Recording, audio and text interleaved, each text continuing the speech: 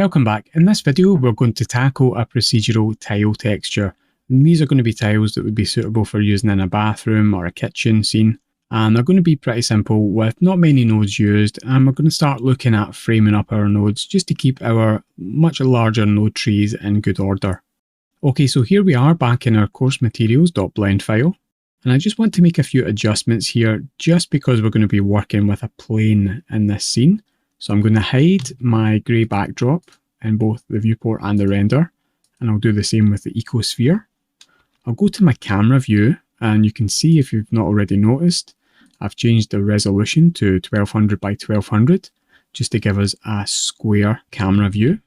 I'm going to add in a mesh, which is a plane. I'm going to rotate this 90 degrees on X, and I'll just bring it up into the center of the view here. I'll also move this back a little bit so it doesn't get in front of the lights, and we'll scale this up. Now I just want to scale it up until it's almost at the edges of the camera view. Now using Control A, I can apply the scale, and that way if we look at the item scale, it's still at 1 and we won't have any issues with UVing. Now just to tidy this up a little bit more, make everything a little bit easier to see, let's turn off our overlays, which gets rid of the grid and the 3D cursor, and turn off our gizmos, which gets rid of the orientation and some of the icons at the side there. So let's just get cracking with this material. We're going to call this new material tiles, and we're going to use the texture brick node for this. So we're going to go to texture using Shift A, grab a brick texture, and let's just look at the result. So good so far. In this one, we're going to use the UVs. So what we could do is we could just go to an input texture coordinate node and plug in our UVs.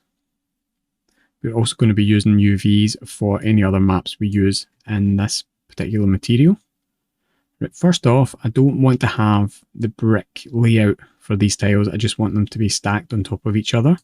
So turn off the offset to 0. Our color, we want to make sure this value is set at 1. So we want pure white for that. The mortar, we want to have pure black. This is going to help us with masking later on. And at the moment, I want all these tiles to be pure white. So I'm going to take the bias down to -1, so we only get color 1 on our tiles. Next thing is the size of the tiles. So the width, we're going to change to 1, and the height, we're going to change to 1. And that's going to give us perfect squares. So you can see now we have a grid of 5 by 5. And the good thing about this brick texture when you use it with UVs set to a whole square is your scale is actually the number of bricks you have, or in this case, the number of tiles.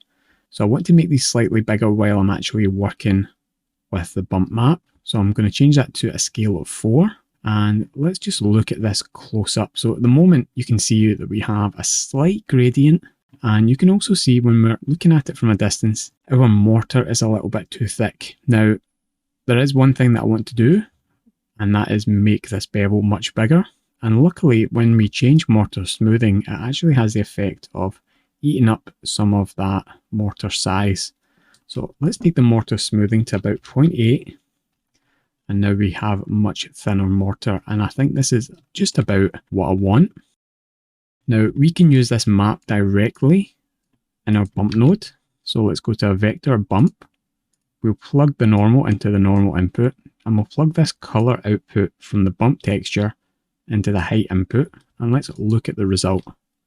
So you can see at the moment it's a little bit tricky to tell, but we've got a straight 45-degree angle here, which is not really what we're looking for. We can also see our tile and our grout is the same color because we have no base color plugged in there. So there's 2 steps that we can take now. The first one is we want to round off this angle. And the second step is we want to change the color of the mortar and the grout. Now the first step is pretty simple. We can actually just use a color ramp node in front of our bump. And at the moment we have this straight gradient from 0 to 1, black and white. And we want to adjust this, so we're going to use a different interpolation type. We're going to use B-spline. So what B-spline is going to let us do is, if we drag up this black flag, you can see we start getting a smooth kind of gradient at the edge here. Obviously that's the wrong side for this particular thing. We're going to take this black flag all the way back down. But if we now grab this white flag and start moving it down, you can see we're actually smoothing off this area here. Now it does create a slight artifact, as you can see just here. There's not much we can do about that, but this is going to be such a small detail that we're really not going to notice it. We're going to take it all the way down, and then we're going to click on this black flag. Now if you can't quite click on it, you can always go to position 0 here using these little arrows. We can click on our black and just increase this value a little bit more, and that will smooth this off. You can see that's just starting to take effect around about here, and that's probably about right. So now we have our nice smoothed off corners on the surface. Now one drawback that I've mentioned with the brick texture node is we can't bevel this very sharp corner here. Unfortunately, that's just not something that we can easily do without going into a whole bunch of additional textures. The next thing I want to do is start tackling not only the tile and grout color, but also the bump for the grout itself. So let's add in a color, mix color node.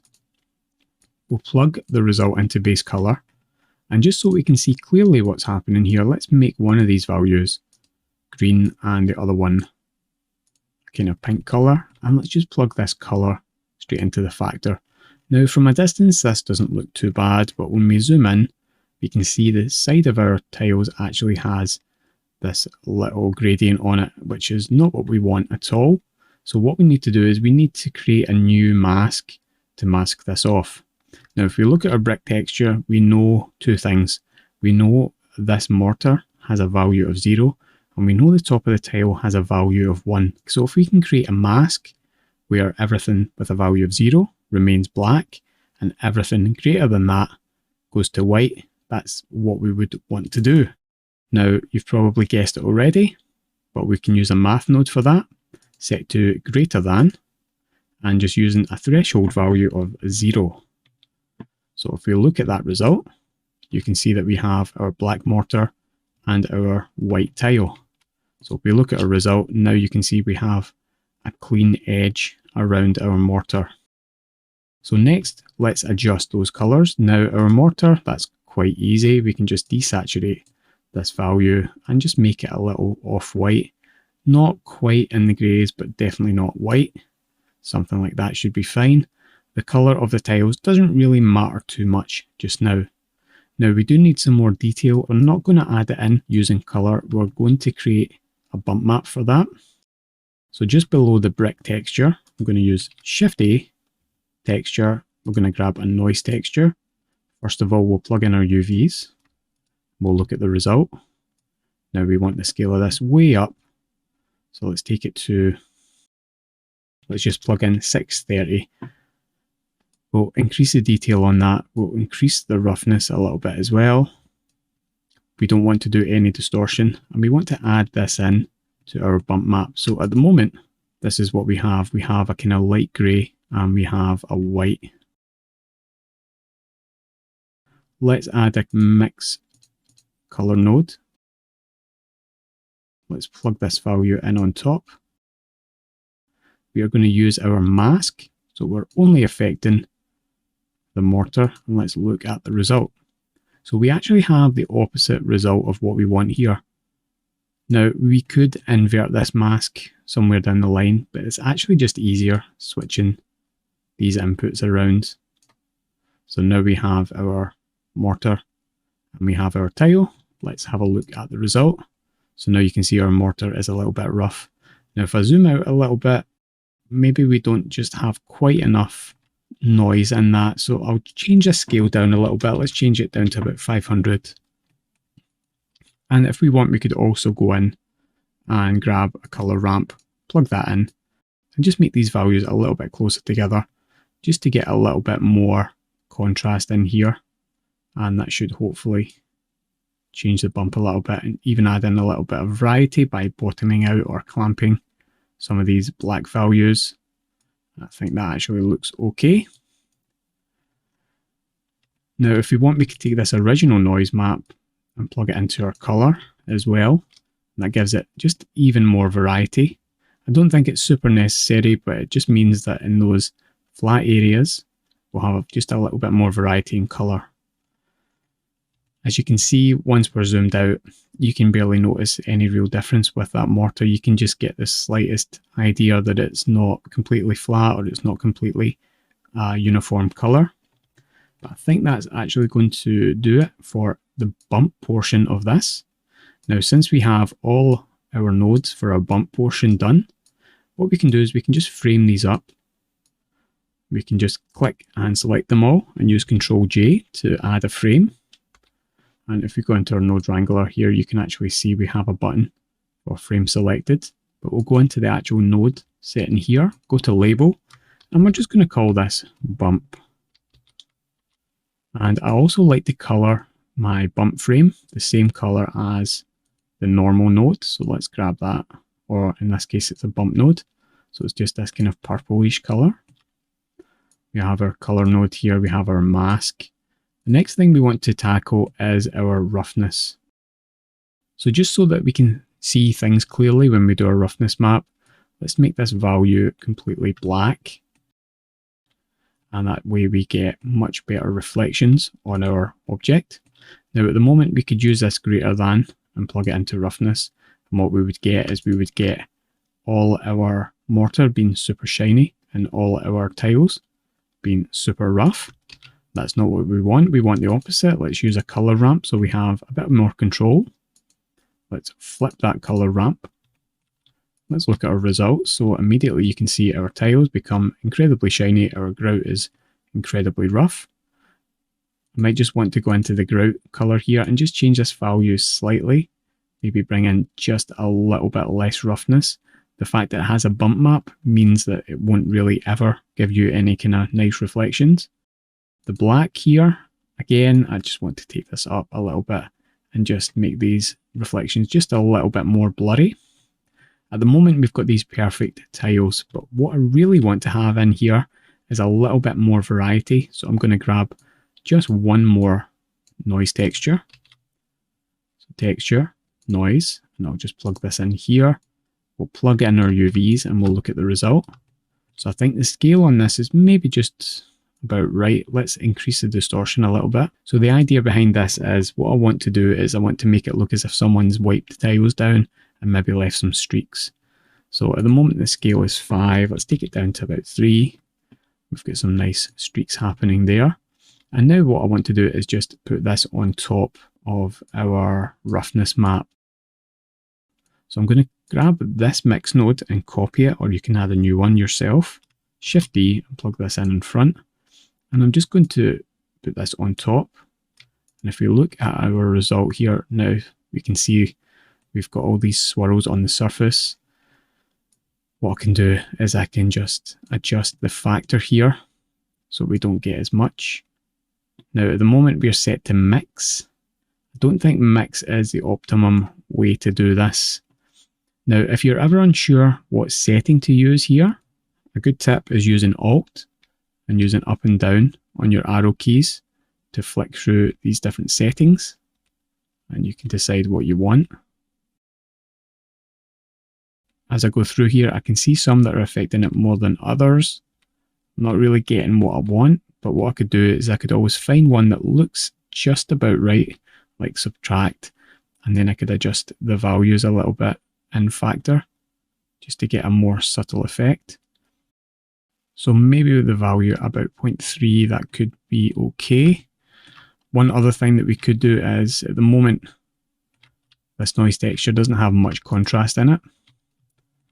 Let's go to our final result, and we could just grab another one of these color ramp nodes, duplicate it, and plug it in front, and then just adjust these values. So we don't really want values all the way at white, because we still want it to be pretty shiny. So let's take it down to maybe about 0.4, 0.5 or so. Should be good. We'll just type in 0.5. And this value here, let's make this just about pure black. So almost pure black. We could even increase some of the settings in here just to make it a little bit more contrasty. And I can see some very subtle changes in our map, but we can increase the factor to get more of those in. And that's a good example of what I was looking for there. So you can see that we've got almost like a smear over that highlight, and it just changes the surface quality just a little bit. Now you might at this point, since we've changed that map, want to go in and adjust some of these settings just a little bit. Maybe we could change to mix and see if that works. Maybe we could change to add, and again see if that works the way you want it to. I think we're going to stick with subtract and put this value up to about 0.25, 0.26 or thereabouts. Let's put in 0.25, and there we have our procedural tile texture. Okay, so it's challenge time, and the challenge this time is quite an easy one. What I want you to do is add frames to any of the nodes contributing to the roughness of the shader. If you want, you can also change the colour of the tiles and the grout to suit you. Maybe you'd like black tiles with white grout, or maybe white tiles with black grout, or maybe you want to get fancy and do a completely different colour of tiles. Finally, once you're happy with your material, mark it as an asset and make sure it's in your asset browser folder with all your other materials. So pause the video and have a go. Join me in a moment and I'll show you how I would set up my new frames. Okay, so I hope you had fun with that challenge. And it was quite a simple one. All I want to do is I want to take some of these nodes that are contributing to roughness and just frame them up. So I'm going to take this noise texture, this color ramp node, and this subtract node. Control J to add a frame. I'm going to hit N and we're going to label it roughness. And I also want to change the colour of it. Now generally when I'm doing a roughness map, I want it like a kind of middle grey type colour. That just helps me separate them out. Now it's not totally necessary, but what you could do is you could always grab this node as well, which is part of our colour, and add a frame to that. And we've just called this base colour. It's not super necessary because we only really have one node there. For these ones, I would usually add this yellow colour, and that looks good. And finally, one other thing that I think I'll just mention now is you can actually change the colour of any node and label any node you want. It doesn't actually have to be a frame. So let's just take this greater than node and let's relabel it as mask, because it is our mask. And generally any mask nodes I like to change to a black colour, and that way I can just tell immediately there's my mask. Join me in the next video and we will look at a very similar shader, this time using procedural bricks to actually create bricks. I'll see you then.